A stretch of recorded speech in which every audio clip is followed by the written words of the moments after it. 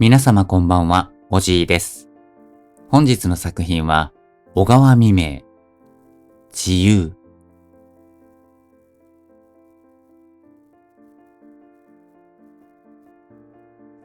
町の鳥屋の前を通ったとき、何という鳥か知らないけれど、小鳥にしては大きい、ちょうど小さい鳩のような形をした鳥が、カゴの中に入れられて、窮屈そうにじっとしていました。黄色なくちばし、その鈍重な体つき、そして絶えず物おじするつぶらな黒い目を見ると、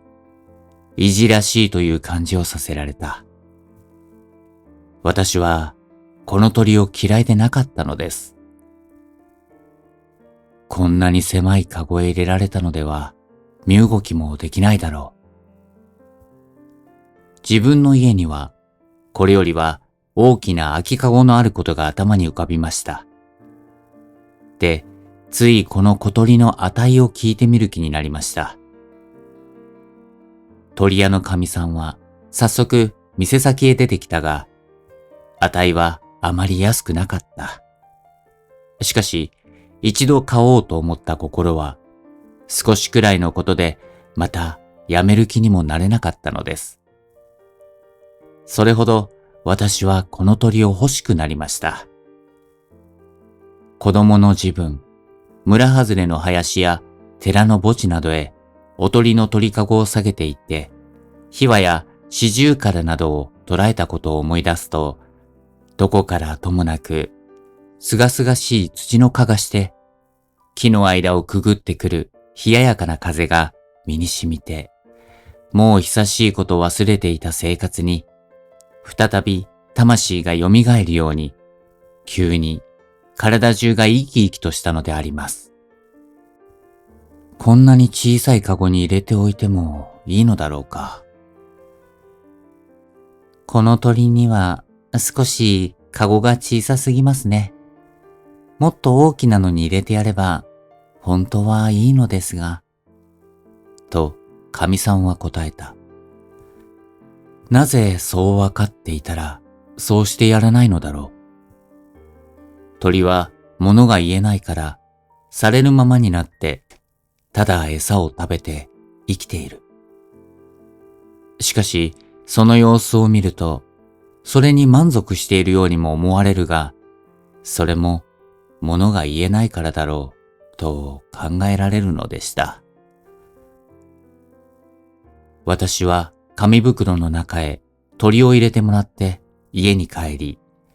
もっと大きなカゴに入れてやりました。鳥は知らぬ場所に来たので、一層物おじして目をパチクリしていました。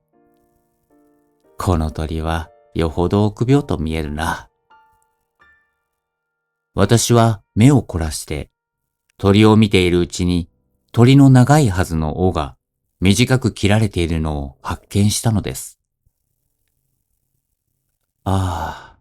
小さなカゴへ入れるのに邪魔になって尾を切ったのだ。そう思うと言い知れぬ不快を誰がしたか、この残忍な行為から感じられました。生きている鳥を本意にして、かえって無理に鳥を小さくしようとする冷酷さを思わずにいられません。日数が経ってから、その鳥の名がイカルガであることもわかりました。何でも鳩の種族に属するこの鳥は、鳥の中でもよく大空を自由にかける翼の強い鳥だということを知りました。そんなによく飛ぶものをこんなカゴの中に入れておくのは良くないことだ。こう私は思ったのです。その時から自分は何か悪いことをしているような鳥を見るたびに良心を責めるものがありました。逃がしてやろう。そう思いました。しかし、こんなに尾が短くてはよく飛べないだろう。それに狭いカゴに入っていたので、刃先が擦れているから。私は逃がしても猫に取られると思った。まだここにいる方が鳥にとって安全であろう。そう考えると逃がすことに躊躇しました。寒い冬が過ぎて、やがて春になろうとした。この時分からいろいろの鳥が空を鳴いて渡った。すると、カゴの中のイカルガは竹骨の隙間から首を曲げながら空を仰いで飛ぶ鳥の影を見送っていました。俺もああして、かつては自由に大空を飛んだものだが、と言わぬばかりに見えました。そしてしばらくはじっとして止まり木に止まったまま身動きもせずになんとなく陰気にしていました。この上、この鳥をカゴの中に入れておくのは罪深いことだ。私はそう思うと入り口の戸を開いて、さあ、逃げていけよと言った。鳥はすべてを疑うように、あちらへ行き、こちらへ来たりして、すぐには出ようとせずにためらっていました。雪がその頂に輝き、ふもとに清い谷川の流れる遠い山の方へ、早く飛んでいけ。と、私は鳥かごからイカルガを無理に追おうとしました。彼は、カゴの入り口へ止まったが、不意に外へ逃げ出した。しかし、尾は短く切られ、羽は擦り切れていて、赤日のように敏捷に飛ぶことはできなかった。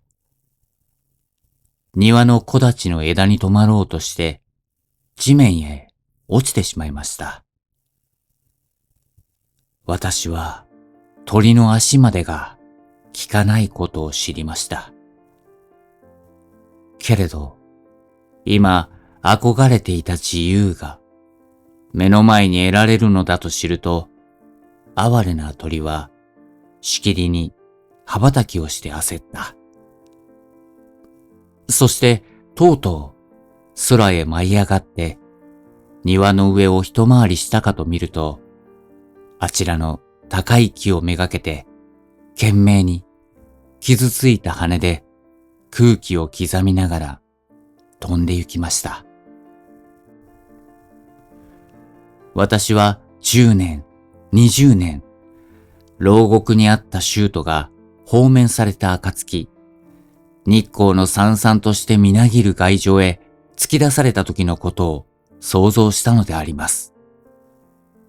彼らが鉄槽の下で痩せた両手を高く差し伸ばして、自由を与えよう、叱らざれば死を与えよう、と叫ぶ声を、この時こそはっきりと聞くような気がしました。やがて日が暮れかかった。あの鳥はどこへ行ったろう。これに懲りて二度と人間の手に捕らえられることはあるまいと思われました。しかし、カゴから抜け出して自由となったのはたまたま1羽だけであって、あの鳥屋に、また多くの家庭に、たくさんの鳥が狭いカゴの中に入れられているけれど、そして大空を自由に飛ぶことを憧れているけれど、誰もそれらの鳥のために考えるものがないばかりか、その鳴く声を楽しんでいる。たとえ鳥に対してすら、人間にはそんな権利がないのを、同じ人間の自由を束縛したり、または牢獄に入れたりする。そして自分のすることについて矛盾を感じなければ、そうした社会を良くしなければならないとも考えない。街はいつものごとく灯火に彩られ、人々は歓喜しています。私は憂鬱になりました。一人、いつまでも暗くなりかけた空に高くそびえる木立を見つめて、哀れな鳥が焦りながら今でなければ自由を得られないと飛んでいった姿を目に描いていたのでありました。